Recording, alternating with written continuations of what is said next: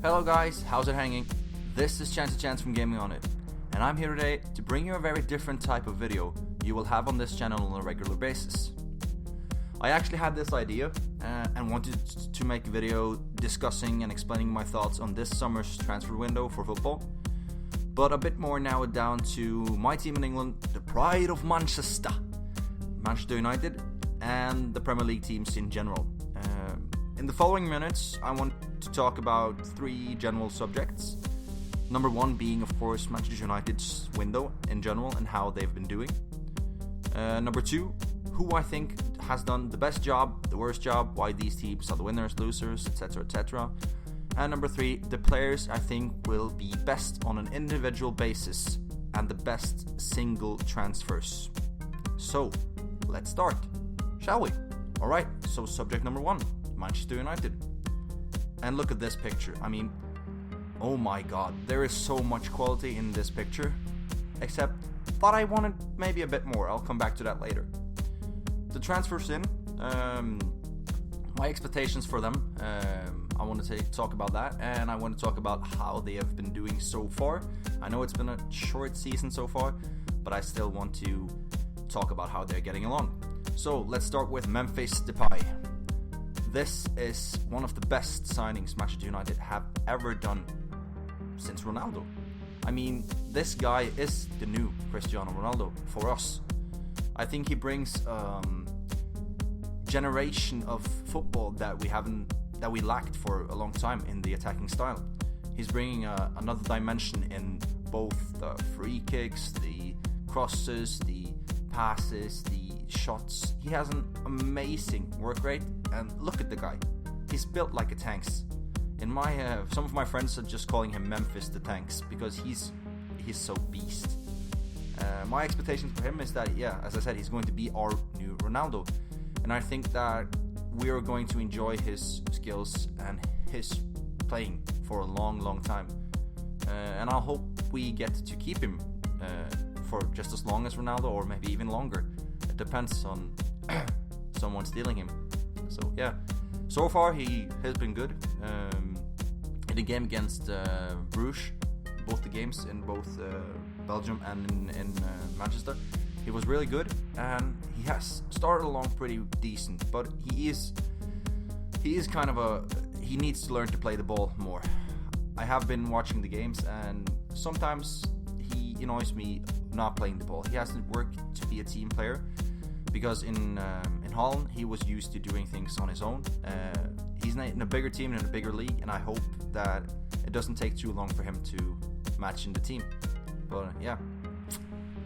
Next up, Morgan Schneiderlin.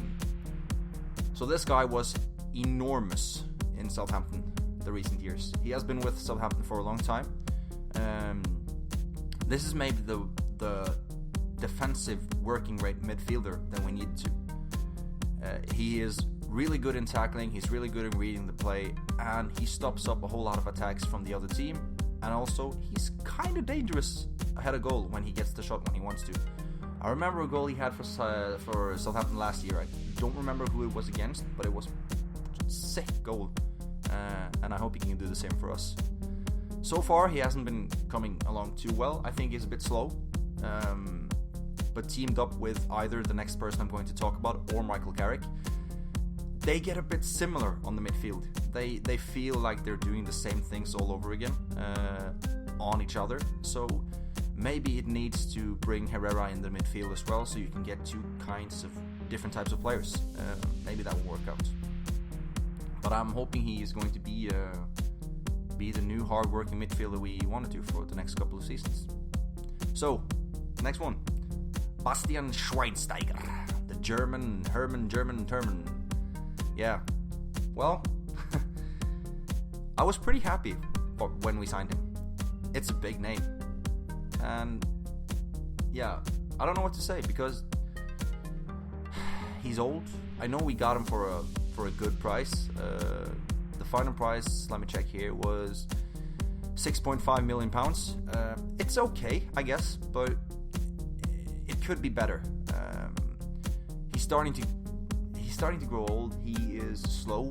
He feels slow on the ball. I know that some of the things he can do, he does the best maybe around. But as I said, again with Morgan or with Michael Carrick, they get a bit similar on the midfield. So far he hasn't been doing well at all. He had one good pass that led to a goal to Ander Herrera in Bruges. But I don't know, he feels slow, he feels old, as I said. And he actually looks like a 45-year-old just looping around on the field doing nothing. I hope that when he gets back to his match form, because I guess that's why it is like it is now, that it will be a lot better. But yeah, we can just wait and see. So, Sergio Romero, the goalkeeper. He was brought in to replace maybe David Gea, and yeah, he has been doing okay. I think that he's a more traditional goalkeeper than De Gea, pulling off saves with his legs, and yeah, both of the goals against Swansea, I think Romero should have taken, and I know De Gea would have taken. But I think that he's a free transfer from Sampdoria. The only problem I have is that I see that he hasn't been playing first team football all the year or all the season in Sampdoria, and I don't know. I want David De Gea to stay another year, and he did. I want him to play as well, but if he doesn't have, if he doesn't have his head in the right place, maybe it's best that Romero will be there. And I think he can grow. I think he needs to adapt, and he feels a bit slow, so he has to work on his reflexes, and he's working with the legs, and we're looking at a pretty good keeper. And yeah, maybe the first keeper for United in the years to come. Depends on the year. We'll talk about that later. And of course, Matteo Darmian. Darmian has been one of the best players so far this season. He has really showed potential, and he has really showed that when Van Gaal said that he was going to bring him in as a backup, that was total horseshit. He has been really good along with Shaw on the left back as well, and they have established a good combination in the back four. Matteo shows fighting spirit, he shows an attacking will. He's solid at the back. He's good. He looks like a young Gary Neville. Actually, he does look like him in person as well. And yeah, I haven't heard too much about him before we signed him, and I wondered why he was coming here. But I gotta say, I'm not wondering anymore. He is one of the best players so far, as I said, this season. I hope he can continue to show this form and continue to grow, because he has been awesome. The last transfer on deadline day was Anthony Martial. And oh my god, it's a lot of money, and it can grow to even more depending on some bonuses. I haven't read the bonuses yet, so sorry that I'm not there. £36 million for a 19-year-old French striker that they say is the new Henry. I haven't seen a lot of him. I've used him for a couple of years, both in Football Manager and in FIFA, and he grows pretty good, and he is pretty good to use and has decent stats, but it doesn't matter in real life. I haven't seen him too much in real life. I saw him against Arsenal in Champions League last year for Monaco. He was okay, but is this our main striker, our main new striker? I don't know. I hope that he can grow into being the next Henry, or even better, if that's even possible, and to score a lot of goals for us. But I'm not sure that it will be like an impact player this season. We have to wait and see. And yeah, so I hope that he can do good. He looks like a young player with a lot of talent, but I have heard some stories from the other side of his attitude problems and stuff like that. So we can just wait and see what he does on the pitch. That's what's important, and that's what's going to keep Manchester United hopefully in the title race. Though I feel we lack some players, and we should have signed some more. That's it for the transfer sense. So now to the players that went out. Let's start with the obvious one, Robin van Persie. I don't know what happened.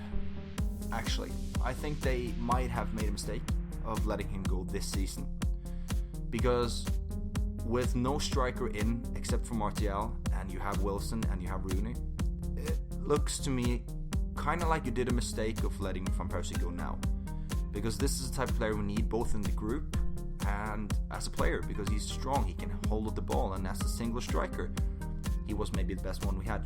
I know he was getting old, I know he had a lot of wage, big wage sum, but I can't justify selling him. I wanted to keep him for another year, but yeah, I feel that Fenerbahce has got a good player in Van Persie, and I think this was not the season to sell him, and yeah, that's my opinion on that. Moving on to Nani, it's okay. I guess we have a lot of wing players. The one thing I can speculate about is that Nani didn't get as much chance to show himself for Van Gaal, and maybe he should have got some chances, because, well, we haven't got the biggest squad now, so he could have been a good squad player, but yeah, he has moved on. We got a decent sum for him. I think maybe it should have been more, but he has moved on along with Van Persie to Fenerbahce, and I think they will have a good combination down there. Moving on to Chicharito. It's a shame. He has been a good club player. He has loved the club, and he was Ferguson's best, like in Ole Gunnar Solskjaer. He was Ferguson's best goal-scoring striker, because take the minute he's played and the goals he's scored, you cannot compare. Chicharito is too good to be sitting at the bench and not playing regularly for a smaller team. So that's why he's been shipped up to Leverkusen. We got a good stack of money for him, and I think that's the best for both the club and for him. The game against Bruges in Belgium was horrifying by Chicharito, about the 2 misses from the penalty and from the 3 yards. But yeah, he will be better in another club. Adnan Januzaj. So this is one of the things I think is pretty good, because let him go to Dortmund for a year and on a loan, and let him play. Because if this guy is going to take the last big step of becoming a good player, he has to play more. And he wouldn't be doing that in Manchester United, because he haven't been proving his worth. He haven't been proving what he was doing. He haven't been given the number 11. And for me, you will get that later on why that's important to me. For me, that's a number that you are going to have to take on a serious note, and it doesn't matter which number you have on the back, because the name on the front is more important than the name on the back on the shirt, always. But yeah, I think that he can grow, and hopefully he can come back to be the player we want him to be, but for me it doesn't look like that anymore. Rafael, the right back that was awesome in some years. He played really, really good, scored some magnificent goal. I remember the one against QPR. He was injured. He never got the chance to show himself under Louis van Gaal, and he brought in Darmian. So that's why. And as I said, Darmian has done a good job. He's been really, really good, and hopefully he can continue that, because he's one, again, with Shaw, he's been one of the best this season. So that's why Rafael was shipped out. He chose the number 20 in Lyon, because that's how many league titles Manchester United have won, it's been said. And that's awesome. That just proves how cool of a player he is. And the last one, Angel Di Maria. This was the best one. This is just, I support this all the way, because I like Di Maria playing football, and he wasn't too bad actually when he's playing. The only person that made more goal chances than him last season was Cesc Fabregas. And that's good for the amount of time he was playing. But he didn't want to stay in Manchester. His wife and his family didn't want to stay in Manchester. I kind of get that, but you didn't even try. He was a chicken, and for that sum of money, he was never worth it. I hope for him and for his sake that he can do good in PSG, but I think it was the best thing to do for Manchester United by shipping him out. So that concludes the transfer outs. So now, let's take a few minutes talking about the De Gea fight this summer. It even started before the summer, because it started before the season even ended. A about David De Gea moving to Madrid to playing for Real. And basically what I'm about to say is kind of two-sided, because I feel like I want him to stay and I want him to play in Manchester United. But of course, if he got his head in another place, that is not going to be able to focus and do his job for Manchester United in the best way. And I don't know about that, so I'm not going to speak too much about that. But then I feel no one is winning by keeping him unhappy and keeping him not playing. So maybe it's the best to ship him off to Madrid. So on the transfer deadline day, they actually discussed it with Real Madrid of moving him, but it didn't happen. The Real Madrid board is blaming United, and United is saying that no, they have all summer. I feel the same way. Real Madrid had 2 months or more, the entire summer, to get this deal done, and it didn't. And I feel that I'm positive to De Gea staying another year, but I think it's a shame that we're not going to get any money for him, and that it has to go this way to actually make a player figure out, and the clubs to figure out if he's going to stay or move. I think that no one is winning by letting him stay if he doesn't want to play here. So, after the transfer window closed on deadline day, I had a day of kind of mixed feelings. First of all, I was really frustrated and kind of angry, because I was thinking that we could actually get a hold of a lot more players than we didn't do. But it didn't seem that like they had a sort of way of doing it. And after being frustrated and angry and talking about everything to my friends and discussing it and back and forth, I was just feeling sad. I had a kind of bitter end to the day. When you end up with Martial on the only kind of good transfer in the day, there was another one, a youngster, I don't know what's his name, but it was, yeah. But it made me kind of sad, because I feel that the club may be losing its value, as players doesn't want to come into United anymore to play. It's not like you want to come there, because there are simply too many other clubs that is on the same level, or better even. Excuse me. Yeah, so I feel like we started really good in the window and bought players early, just like Liverpool. So get them in the squad, and that's pretty good. But at the end of the day, I feel that we're still lacking another striker and maybe another goalkeeper. Depends on the De Gea situation, and of course a centre back. But we'll come back to that later. Moving on. And this picture, well, it explains itself. So I guess you know what we're about to talk about. Well, we had a plan, I thought. In the beginning of the transfer window, as I just said, there was a plan about getting players in early, just like Liverpool. But then it kind of stopped. It seems like that the board has underestimated the value of the other clubs. And like I said, it doesn't seem like Manchester United is the one certain place that people want to go to both develop and to win stuff, because recent years has shown that there is other competitors that are just on the same level as us. But yeah, it seemed like they had a lack of a plan. They didn't know how the value was of the different players, and they misjudged it. They thought they were in the leading seat for some players, that they would drag it out and just end up getting them at the last resort, and then they didn't. They lost some to the main rivals, which we're going to talk about in a second, and they also didn't sign the players that we could have gotten for the right amount of money. So about that, I want to continue about talking about money, because I have a list, and when you see players like Benteke going for £32.5 million, and you see Pedro going for £21.4 million, and you see, hold on, just gonna find the last one, man, Kevin De Bruyne, £54.5 million.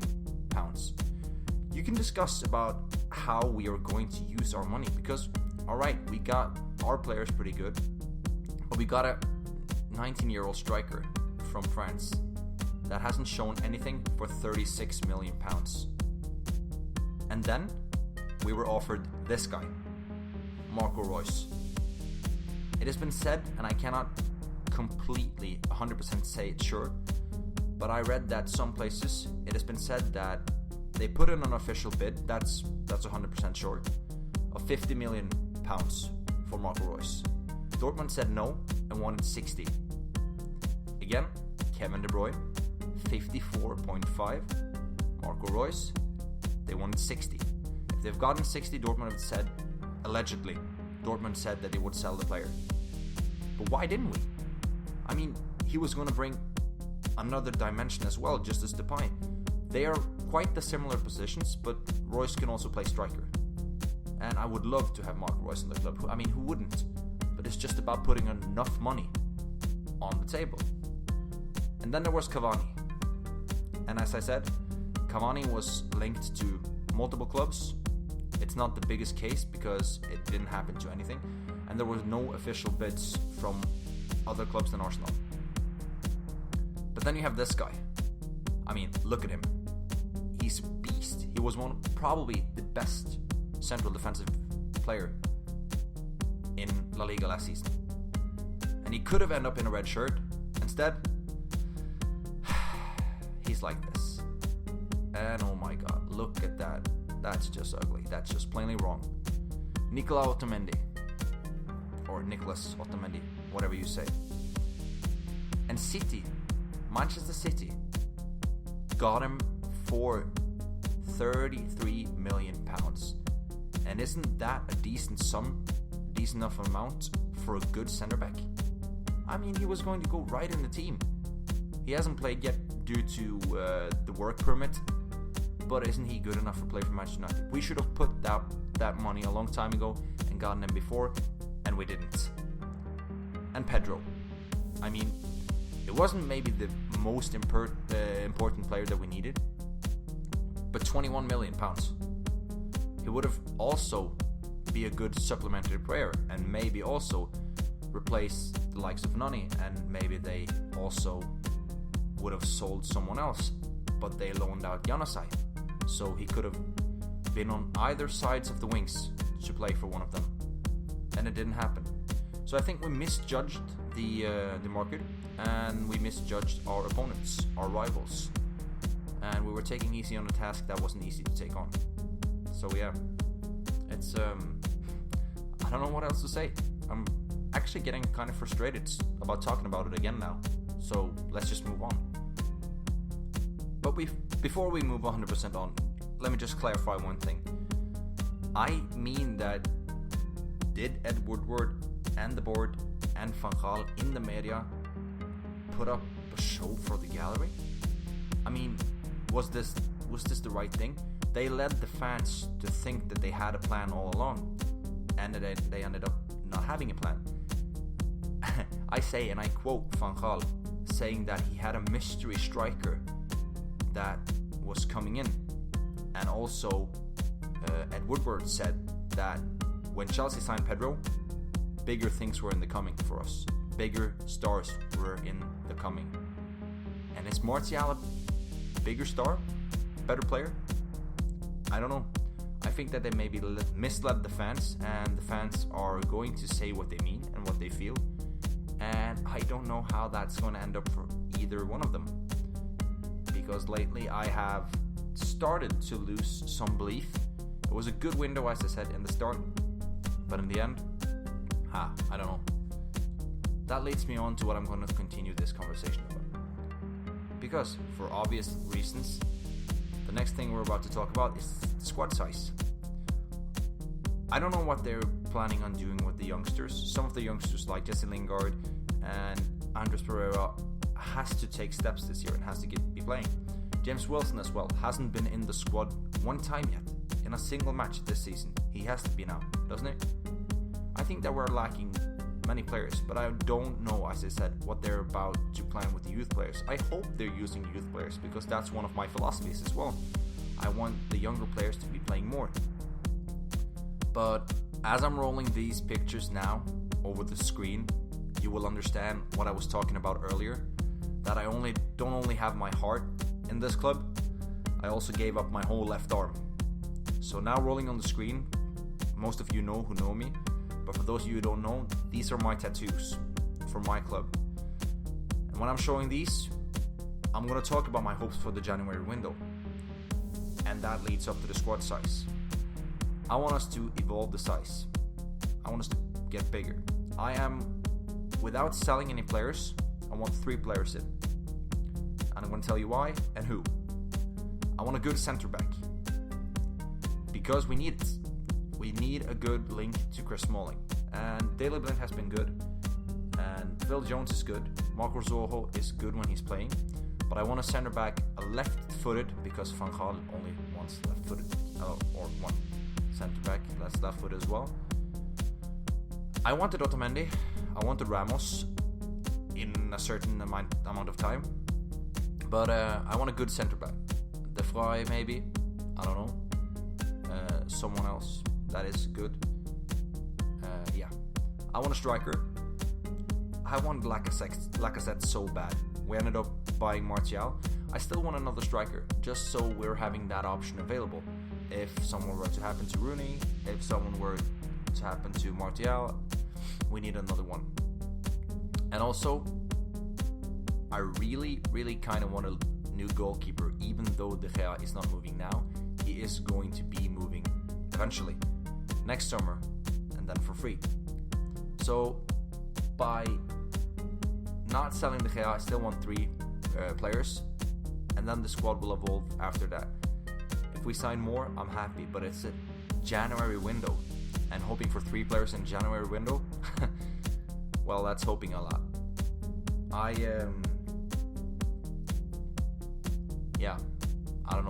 don't know what more to say.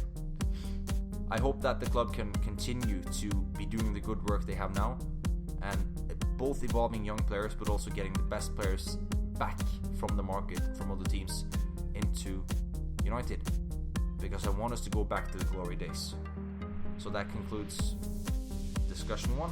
That concludes the subject about Manchester United. So now let's move on to subject number 2, talking about the winners and the losers of the transfer window. The winners, obviously, and I don't like saying it, is Manchester City.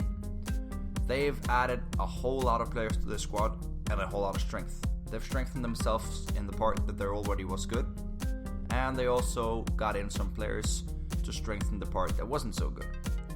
So they signed this guy, they've signed Kevin De Bruyne, and they've signed Nicolas Otamendi, just for saying some. They've actually done a good window.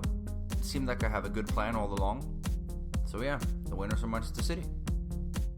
Now let's go to the opposite side and talk about the losers.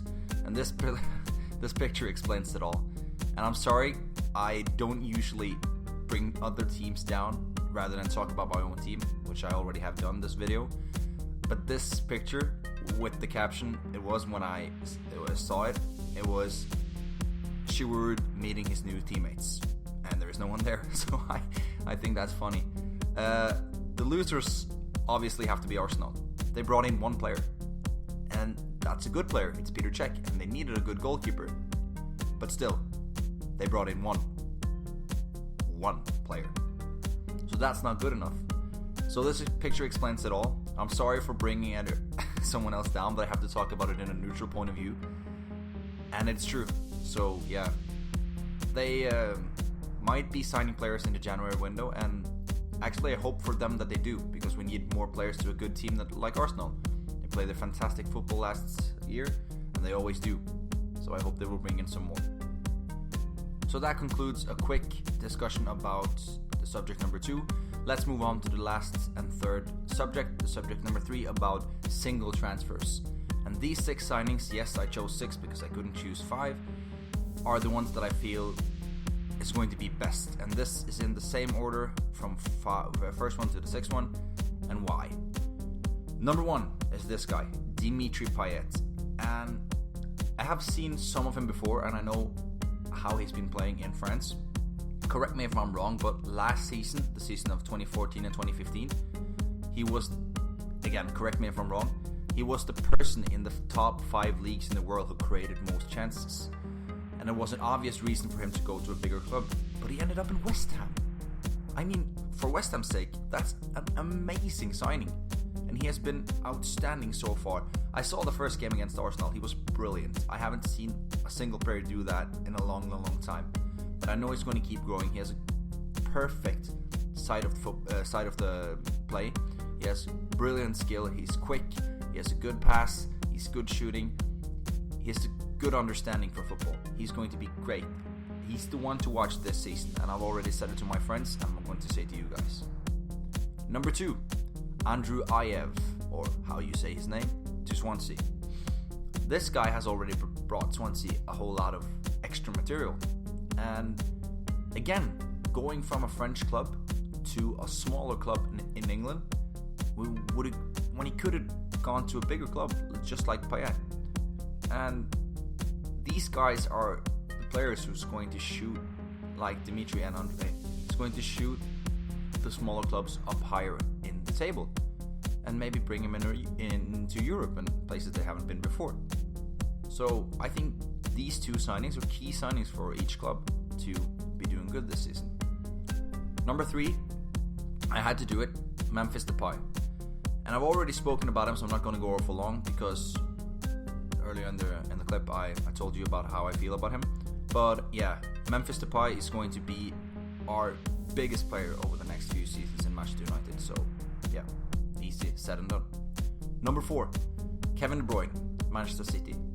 Again, they have kind of a lot of similar players in Nasri, Silva, in Yaya Toure, in Fernandinho, and the midfield. But again, Kevin De Bruyne is a little bit special, or really a lot special, and brings a whole new side of football to Manchester City. And he's really two-footed player, so he's going to be difficult to play against, and he's going to be hard to stop. But yeah, he's a good player, and it's good to have him in the league. But last time he was here in Chelsea, he didn't play under Mourinho at all, I think. He didn't get the chance. And now he's back, so let's see if he can do better. Number 5, and I have a problem with pronouncing this name, so I'm going to try. Don't shoot me if I can't. Xherdan Shaqiri. Shaqiri is the way I say it. Almost Shakira, but Shaqiri. He's gone to Stoke, and Stoke is now the team in the Barclays Premier League who has most Champions League winners. They've bring in a whole lot of good players, a whole lot of Barcelona players, former Barcelona players, sorry. And yeah, Xherdan Shaqiri is in Norway what we call a 10 plug. He's big for his size. He's so small, but he's so compact. He's a beast. Just like Memphis Depay, they're built like a tank.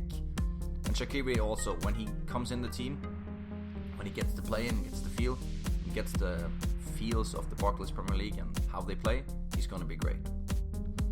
And the last one, 6th place, I have to bring him because actually I hate Liverpool and they're my biggest rivals, but I have some feelings about this. Christian Benteke, he hasn't been good so far because the team hasn't made him good. Liverpool supporters, you have to wait. This guy is going to bring you a whole lot of goals for the seasons to come.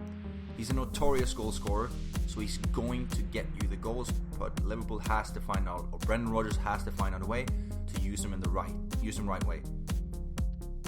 It's just as simple as that. He is going to be really good for Liverpool, and I hate to say it, but be patient.